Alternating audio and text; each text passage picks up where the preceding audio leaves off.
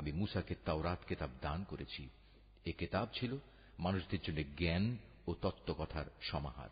সর্বোপরি এ কিতাব ছিল তাদের জন্য হেদায়েত ও রহমত, যাতে করে তারা এ থেকে শিক্ষা গ্রহণ করতে পারে। মূসাকে যখন আমি আমার বিধান দিয়েছিলাম, তখন তুমি তুর পাহাড়ের পশ্চিম পাশে সে বিশেষ স্থানটিতে উপস্থিত ছিলে না, না তুমি এ ঘটনার প্রত্যক্ষদর্শীদের দলে সামিল ছিলে। তারপর আমি আরো অনেক মানব গোষ্ঠীর আবির্ভাব ঘটিয়েছিলাম।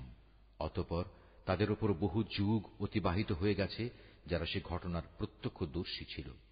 মহাকালের বিবর্তন তাদের ধরে রাখেনি। আর তুমি মাদিয়ানবাসীদের মাঝেও উপস্থিত ছিলে না, যে তুমি তাদের কাছে আমার আয়াতসমূহ পড়ে পড়ে শুনিয়েছ, কিন্তু সে সময়ের খবরাখবর তোমার কাছে পৌঁছানোর জন্য আমি সেখানে মজুদ ছিলাম। মূসাকে যখন আমি প্রথমবার আওয়াজ দিয়েছিলাম, তখনও তুমি তুর পাহাড়ের কোন দিকেই মজুদ ছিলে না। বস্তুত